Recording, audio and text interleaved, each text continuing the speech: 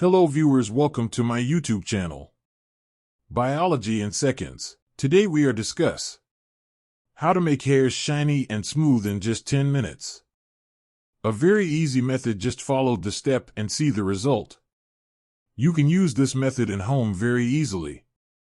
Take any oil, olive oil, coconut oil, castor oil. Must warm the oil which you are using for hairs. After gently warm for 5 minutes. Massage the hairs very efficiently. Now tie your hairs. And must cover with hair cap. Wrap a towel on the hair cap, dip in hot water. Wait at least for 10 to 15 minutes. Now wash it with shampoo and then condition your hairs.